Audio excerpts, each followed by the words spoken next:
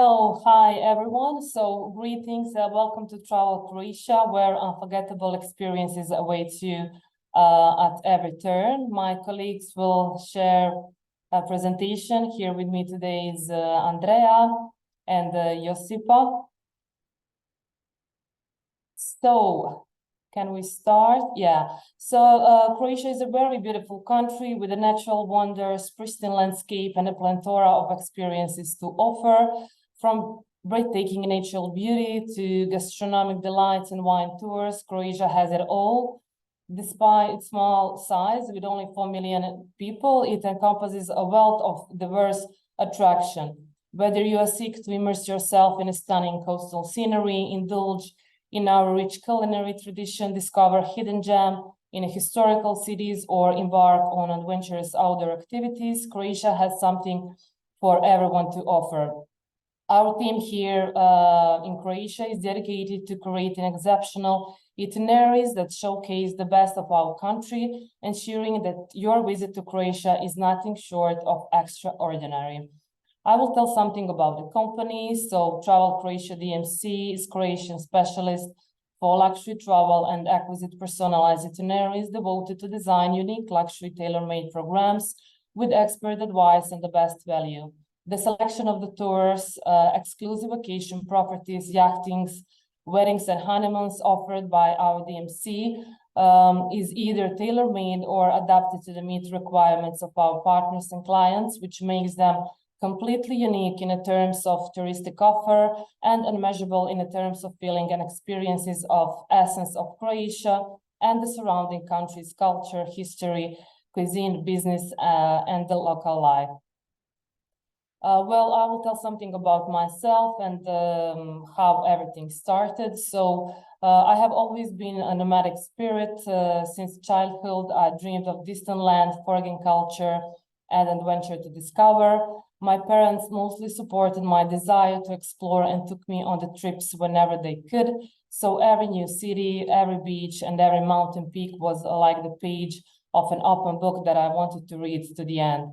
Over time, I realized that travel not only fulfilled me, but also corrected me. In each new place, I found inspiration, made new friends, and gained deeper understanding of other culture.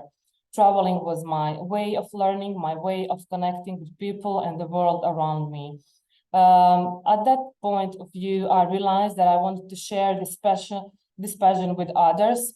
I wanted others to feel the magic that travel can bring to their lives. So I decided to establish my own DMC. Over the course of more than a decade, I accumulated extensive experience in the tourism and hotel industry, event planning, and development of tourism projects in Croatia. Furthermore, I have moved to Switzerland. I pursued additional education at specialized university in Lucerne, focusing on international tourism. This educational journey provided me with additional skill, knowledge, experience that have broadened my horizons and introduced me to the new connection and opened numerous doors. Eventually, I opened a travel agency that reflects all that I had learned and loved. Each travel package was carefully crafted to give travelers the opportunity to experience true adventure, discover new horizons, and create memories that would last for the lifetime. But let's shift the focus away from me. I'd like to introduce my two colleagues who are here with us at the moment. Andrea Lucia, she's a master of the Spanish and Russian language. She brings her wonderful creative side to our organization, always bringing her immense creativity and attention to the details to every handcrafted itinerary. On the other hand, we have Josipa, here. She's a true event expert with over 100 organized destination weddings, events, and incentives under her belt in the past 10 years. So I would say that she's the heart and the soul of our team. I have immense respect for these two wonderful ladies due to their exceptional skill and their dedication and commitment to our Travel Croatia DMC. So next, I will tell something about our products. So we are mainly focused in Croatia luxury journeys, tailor-made itineraries according to the demand of our clients. We are very involved in yachting, holidays, luxury villas, weddings, and honeymoons as well. Island hopping with any kind of the vessel, from sailing yacht, catamaran motorboats, luxury motor yacht, etc.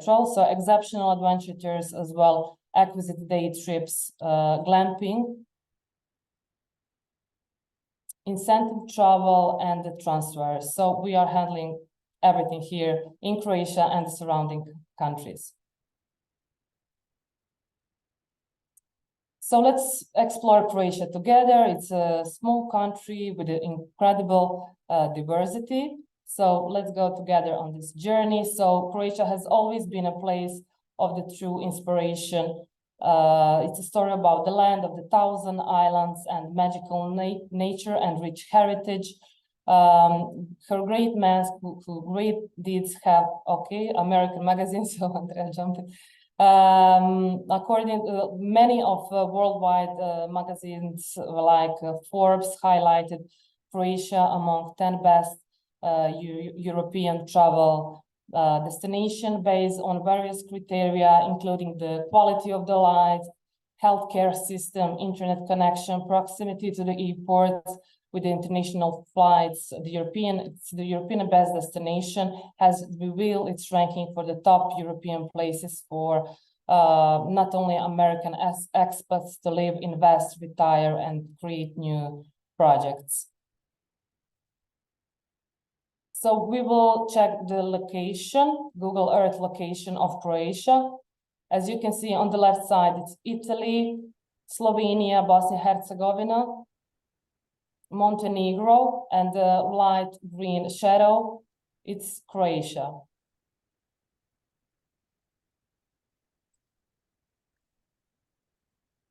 Okay, so basically what we figured that it would be smart to try with is location of Croatia. So you already seen the shape and the location in the southeastern Europe, bordering with, just as Lucia already said, Slovenia, Hungary, Serbia, Bosnia and Herzegovina, Montenegro, and Italy. And the entire coast of Croatia is actually placed on the Adriatic Sea with over 1,000 islands. We normally don't like getting too much into these numbers, but just as a comparison, because we are now talking to Brazil, obviously, we have a relatively small surface, as you can see, and a population a little less than 4 million. Now, just to compare, Brazil has cities with 3 point something, 7 point something, or even 12 point something people. And here we have entire country that doesn't have 4. So as a small territory and not too many people, yet the whole territory is highly diverse. Here you can see a more detailed map of Croatia. We kind of separated places from Zagreb, Istria, Plitvice Lakes National Park, Split in the middle of sort, and then Dubrovnik further south. And we are going to explore it today together just by following this map. So we are going to go through these locations from the north to the south, starting from Zagreb. I think it's very, very important to say that speaking of the short distances and the small territory, you can drive from Zagreb to Split in about 4 hours, and then you need another 2 or so to reach Dubrovnik. So basically you go through the whole country in less than 1 day. And sorry, yeah. Andrea, it's also good to mention the islands because they're very famous here in Brazil. Yes, so the Croatian coast has over 1,000 islands, but those most visited ones are actually located in Split area. So we kind of mark them here. You can see Brač Island, Hvar Island, Vis Island. But as we go further on with the presentation, you're going to see some pictures that I'm sure you're going to find familiar, at least from browsing Croatia or some brochures or internet or Instagram. I'm sure you've seen all these locations already. Now, when we talk about history, it's pretty important to say that the Croatian territory has been inhabited since forever. Larger cities exist since the Roman Empire, and then Cities on the coast have evidence of existence since the Greek Empire. So there are a lot of monuments, architecture that's still visible in these cities today. Croatia also went through the influence of Venetian government, Austro-Hungarian Empire, and then Yugoslavia, and all these cultures left something behind, like stunning cities with amazing architecture and monuments, as well as, we would say, surprisingly strong gastro influence. Contemporary Croatia exists since 1991, after the War of Independence and the separation from Yugoslavia. Here, we just showed 3 examples, like a living example of the history that we just mentioned. The first one is Dubrovnik, old town. You can see the specifics of the architecture. And then in the middle, you can see Pula, the amphitheater from the Roman Empire, and then Split, Diocletian's palace, which is also from the Roman Empire, but a bit built a bit later than the amphitheater in Pula. Now, as I said before, well, I don't know how many of you have actually had a chance to visit Croatia, but we here from Travel Croatia are 100% sure that you stumbled upon pictures of different locations. So let's just go through these real quick with the idea to get your eyes sort of accustomed to the Croatian scenery, the colors, locations, images that are probably different from what you see every day. And all this to show you that we are a small country, but with quite incredible diversity. So this is the picture of Zagreb, the capital of Croatia, the National Theatre. And then example from Istria, Pula, the amphitheater, very famous nowadays, often used for concerts and theater plays. Rovinj, one of the cities that's known in the world as a place that has the most romantic sunset. But you know what? We are from Split and we would probably argue this. And then National Park Plitvice Lakes. When you go further south from Istria towards Split, you can see this national park. It's a great attraction for all the nature lovers, and it's definitely a must-see when you come to Croatia. A bit more south and closer to Split, there's another national park, Krka Waterfalls, which basically it's different from Plitvice Lakes because Plitvice Lakes is 16 lakes interconnected with a chain of waterfalls. And here you have one river that created a really large area full of small waterfalls. And it's a really, really great backdrop for any picture you want to take. Sorry, Andrea, just to clarify, because here in Brazil, we have some national parks that you normally think it's for very adventurous people. On these parks, you can go with kids, and there are like, it's very easy to walk around the parks. From what I remember, it's super nice walk and easy. They have restaurants, they have all the information around for you to guide by yourself. Is that correct? Yes, yes. So if you're looking for something adrenaline-like, these parks are not going to be for you, at least not these parts of the park. So Plitvice Lakes, it's a bit larger one, but you can see on this picture the trail and people walking. Yes, you can go with kids. You can choose a shorter trail or a longer trail, but basically everything is well connected inside. There's an electric train that takes you for a short amount of for a short distance, and then a boat ride. So it's an easygoing kind of exploration of nature and just enjoying the natural sounds and the scenery and the colors. And the same actually goes for Krka Waterfalls, which is much, much smaller. This area here is called Skradinski Buk. There's a restaurant there, an old mill, like an ethno museum that you can visit. And one area was even permitted for swimming, so people would get there, eat something, and then just get into the river and swim. But I think they dropped that idea off a couple of years ago. But yes, it's not anything difficult, or it doesn't require a great amount of energy or any fitness level. Now, next one is Split, which is kind of in the middle of Croatia, if you can remember the map. This is the middle of the Diocletian's palace. Diocletian was a Roman emperor who decided to build his retirement home here in Dalmatia. There's more than one legend about why, but basically he just searched for like a calm area inside the Roman Empire where he can build himself a palace and just enjoy his retirement days. Next one, we are switching to the islands. This is Brač Island and famous Zlatni Rat beach. It's a shape-shifting beach. The shape shifts depending on the currents in the sea and the winds. So sometimes you can see the peak of the beach a bit left or a bit right. And it's a natural phenomena. And most people just want to get there and then swim and enjoy the sun. After that, we have Hvar Island. This is the city of Hvar. A really stunning picture and a really great location. It's one of the sunniest places in Europe with a really large amount of sunny days. Then Vis, famous for the Blue Cave, and Stiniva Beach, which is hidden behind the cliffs. There are a lot of tours taking people there. Korčula, now we're going a bit more south. We're closing to Dubrovnik. Korčula is also city built on an island. And then finally Dubrovnik with all its beauty and the walls.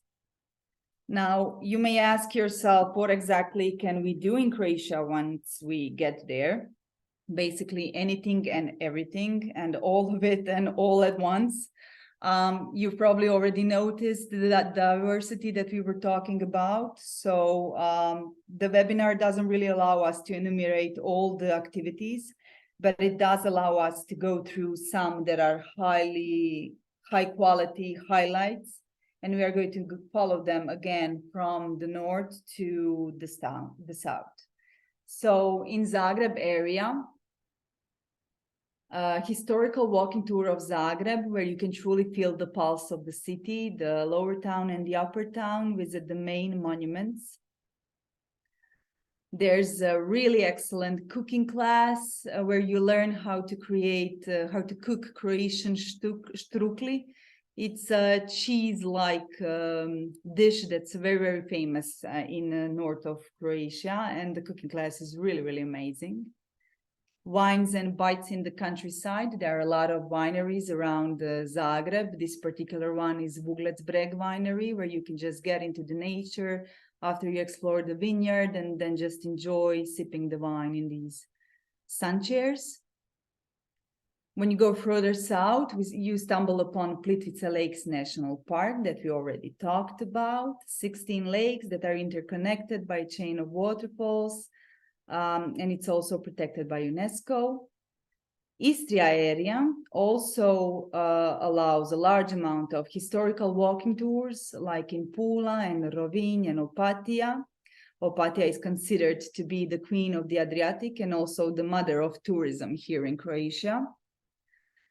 And then olive oil tasting in Istria, which is a must-do, not just in Istria, but when you come to Croatia in general.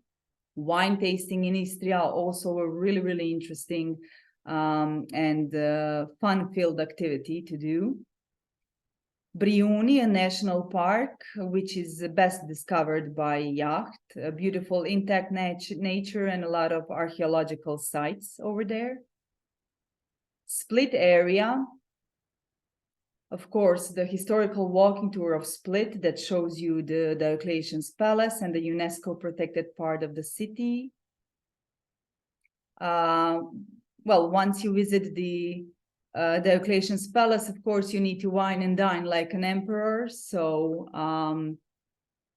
this is another experience to do. Then island hopping that covers Blue Cave, Hvar, and Pakleni Islands with luxury speedboat. Island hopping that takes you to Trogir and Blue Lagoon. Also amazing locations. Trogir is UNESCO protected town and Blue Lagoon another location that's really fun. Then you can also visit some vineyards from Split on your way to Trogir. So there are a lot of combinations you can do, especially if you're located in Split, thanks to all those, short distances from Split to any other location. Horses So, and sorry, Andrea. So, if someone is interested in the gastronomy and the cultural part, I think Split is a great example that people should spend more time there, right? So, what would you recommend, like if someone wants to do a wine tasting and it's like a foodie and likes to enjoy food, because I know Croatia has a lot of influence from the Italians and from the other regions. So if someone is really into gastronomy and wines and cultural tours, how many days would you recommend in Split? Well, in Split, we usually leave people, if we can, at least 3 to 5 days, because that would be perfect. Split is well Awesome. connected to islands and to all the other cities because it's kind of in the middle of the coast. So you can reach islands easily, and you can do this as a one-day tour. You can go a bit more south to Pelješac region or even oyster tasting. You can go a bit more north for other types of vineyards and restaurants. You can go to Konobaz. There's a lot to do, definitely, in Split when it comes to gastronomy, yes. Awesome, great, thank you. Horses and quads, this is a really fun tour where you kind of mix quad driving and horse riding. It's a bit more adventurous, but it shows you the hinterland of Dalmatia and Split area. You drive by the rivers, by their springs, so it's really, really fun. And then Mediterranean cooking experience. Now this crew is a perfect crew. It's an experience that's gonna not just teach you something, but you're going to have so much fun and laugh so much when you're with them.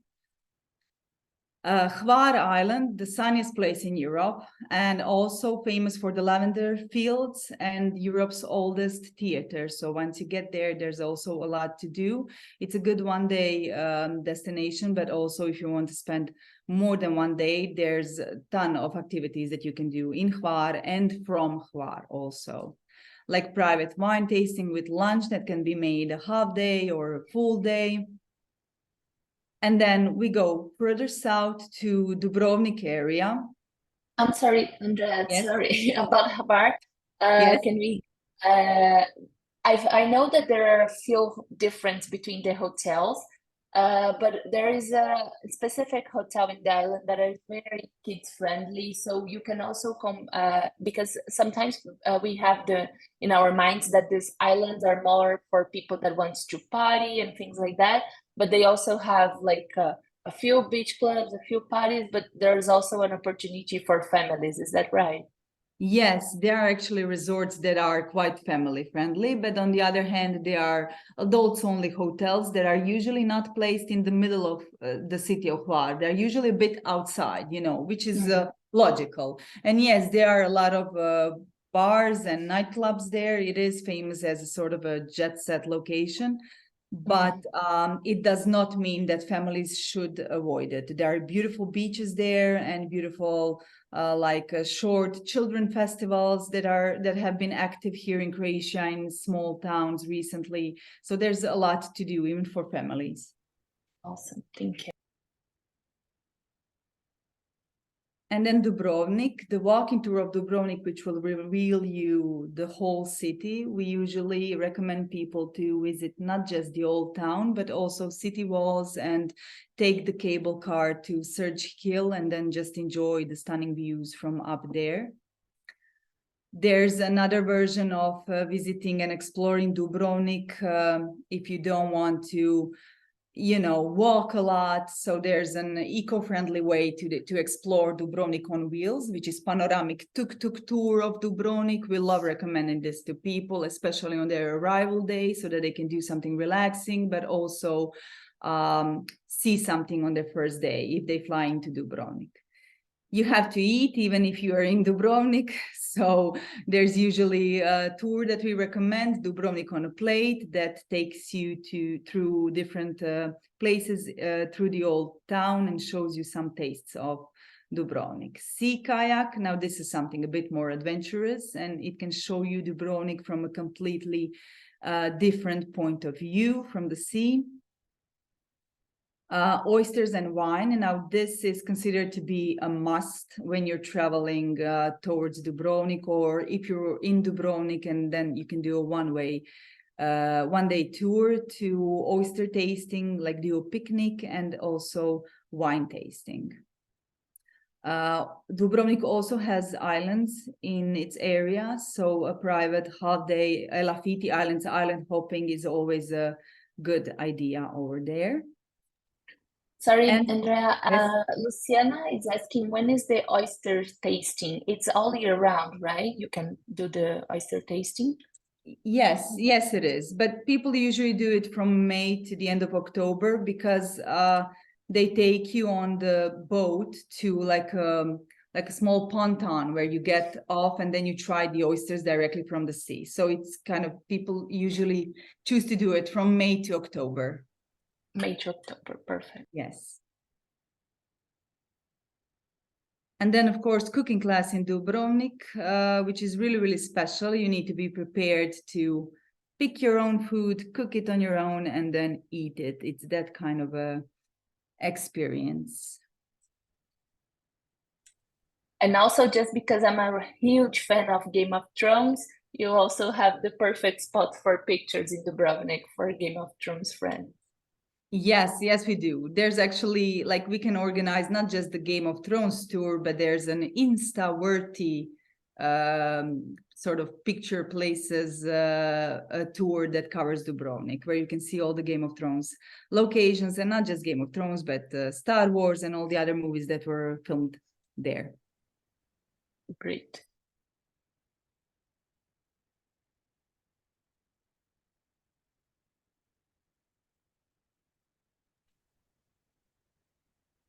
Lucia, will you take over now? We cannot hear you. You are muted, I think. Just a second, sorry, I'm here. Okay, I will take it over now. So just like in other aspects of Croatia, diversity is the main feature of Croatian gastronomy, from spicy, more Central European food on the north to the seafood-dominated cuisine on the coast. All regions offer their own delicious specialties, some of these being worldwide known and recognized by their quality, like maraschino from Zadar, cheese from Pag, ham and kulenova seka from Slavonia, oysters from Ston, fish from the coast, pašticada, fritule, hroštule, black risotto. It's easy to get hungry just by enumerating this. So Zagreb, it's known for a bit more heavier, spicier food due to the climate and the position on the north. Rožata is something like a cream brulee, but it's in a Croatian way different. Zagreb schnitzel is the pan-fried wheel filled with a ham and melted cheese, a regular dish in homes as well as the restaurant. Žlevka, it's made from cornmeal in a delicious tradition dish characteristic for the northern Croatia and basically made out of what you can find in your pantry. Čobanac is a truly special dish known for its rich flavor and unique preparation. It has a special place in the hearts and palates of those who enjoy this hearty Balkan stew. Gastro wonders of Istria. So Istria bring another vibe when it comes to the food. There is a little bit of the northern Central European influence there too, but also so many flavors from the coast, all types of the seafood, olive oil, exquisite wines. Cheese on the Pag, the most highly acclaimed cheese in Croatia, a must-have on table for birthdays, family gatherings, weddings, or any kind of celebration. Truffle of Istria is a very popular, another gastro gem for the region, especially if you do a truffle hunt and gather these on your own with specialized dogs. Split, Mediterranean delights. Split has a completely Mediterranean delight in the gastronomy with some truly unique dishes. For example, Dalmatian prosciutto, it's famous for its traditional and natural production process that excludes adding any additives. The only thing that is being added is the sea salt. So let's go, a black cuttlefish risotto. It's a dish that is basically obligatory on all weddings around here. At some point, it's just become a tradition, even though you can find it in a restaurant too, and it's must taste. Soparnik, a recipe made by our grandmothers. It's like a pie that's made of Swiss chard and onions that baked.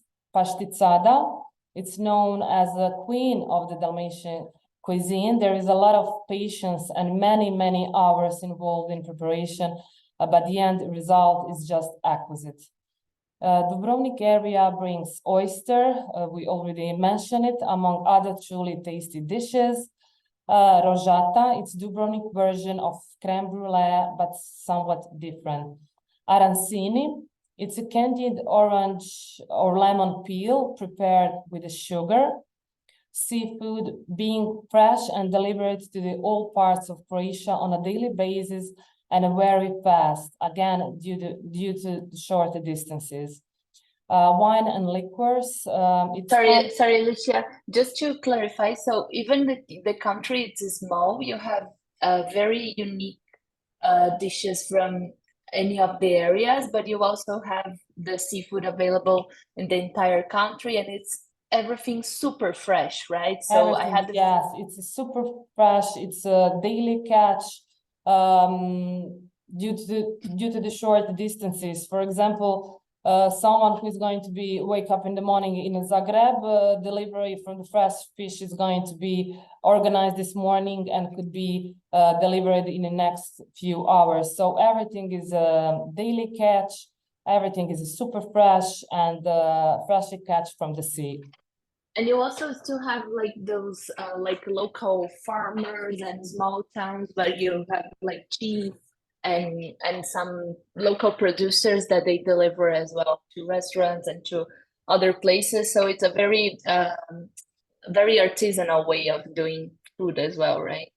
Yes, it is. Everything is very local. We 100% collaborate with only locals in meal preparation, food preparation, vegetables as well. So as Andrea already mentioned, we are a very small country, like suburb in Sao Paulo, I suppose. So everything is here.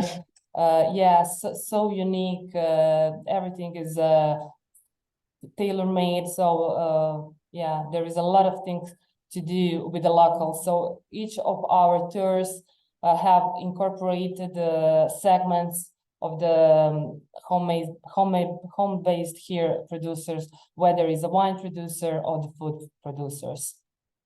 Awesome, great. So wine and liquors. Here in Croatia, we often say it's hard to eat without having a sip of exquisite wine. That's right. I suppose everyone is going to be agreed with me. So let's go through some of these together. Graševina, it's a wine more characteristic for the north. Malvasia, it's very characteristic for eastern region. Maraschino liquor, we already mentioned it, comes from the Zadar. It's made out of maraschino cherries, and it's known and loved in the world throughout the history and was consumed by the Casanova, Napoleon, Hitchcock, and it's even consumed on the first and the final voyage of the legendary Titanic. So this is the insider tip story for this excellent, really maraschino. So it's something must to try once you are in Croatian field. Plavac Mali was the first red wine in Croatia to receive the protected geographical indication in 1961. Poship and Babić are also beloved in Croatia and very often found on the tables and the restaurant and the homes. So that, thank you very much for your attention.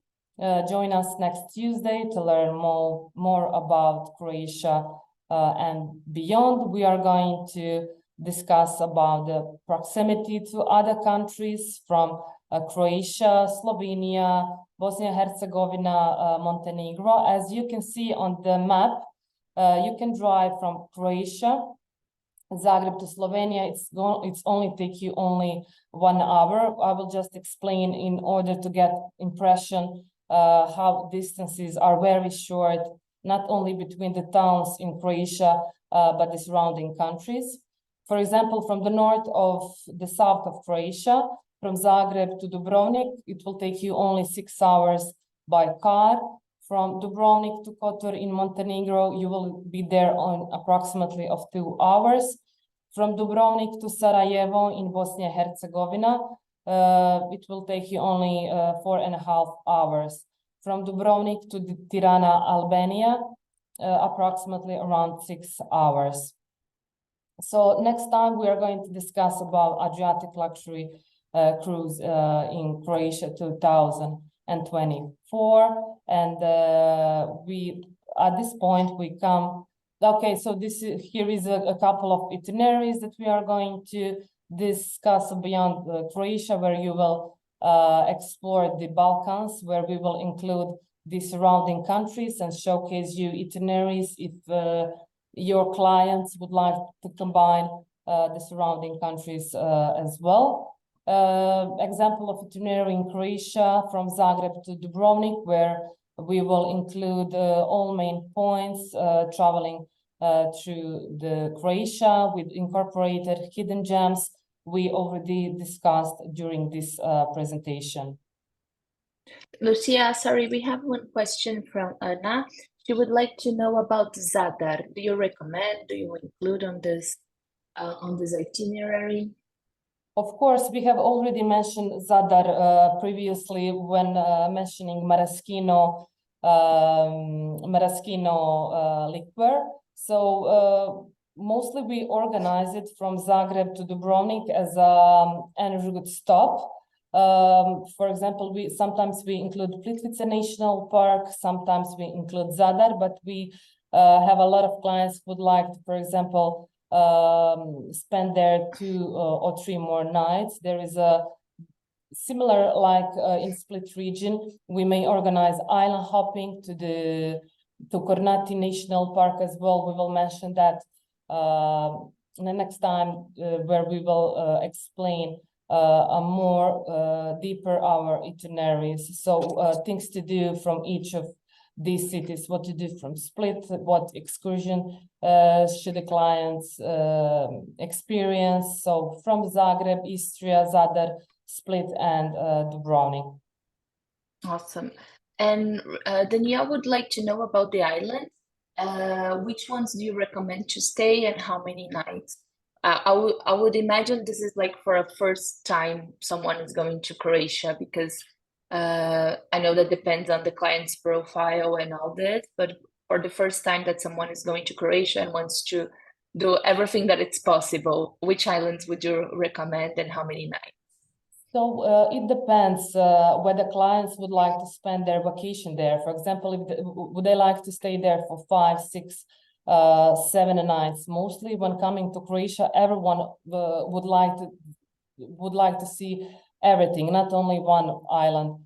So they would like to combine, for example, island Hvar. As Andrea already mentioned, there is in the city of the Hvar, it's a very popular because of the partying as well, but there is a part of the islands where the clients may rent the villa or a family resort in order to stay a couple of more days. So island Brač, island Hvar, it's excellent as well. Island Korčula, we highly recommend for the families, for the couples who would like to spend 5 to 7 days on the island and do exploration around. There is plenty of things to do if you are going to be located just on the island.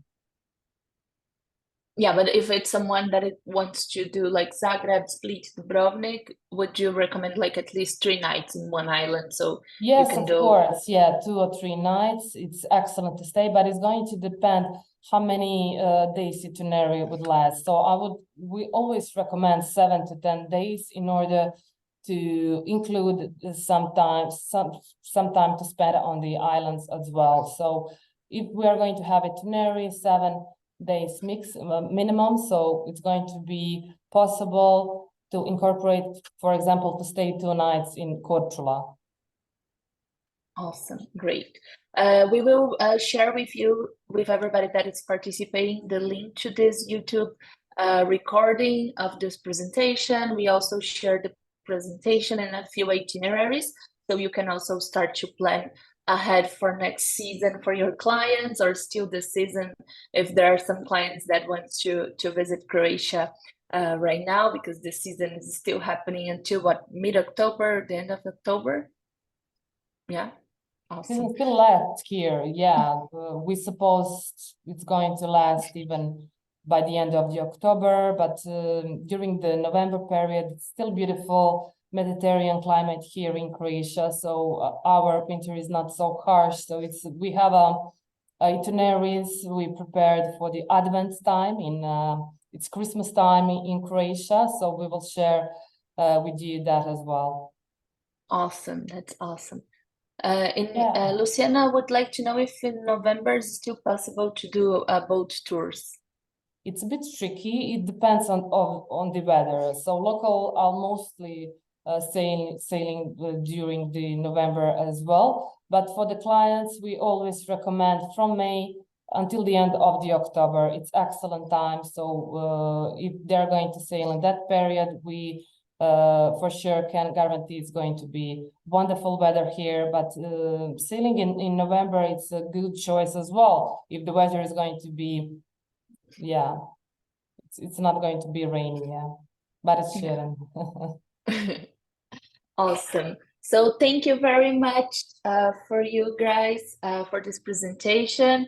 A gente vê todo mundo na próxima semana para falar mais sobre os itinerários e sobre os outros países ao redor da Croácia. I hope everybody has a great week, and we can wait for next session. Thank you, girls. Thank you. Looking forward to see you all here in Croatia very soon. Hopefully soon. Thank you. Have a good day. Bye. Bye. Bye.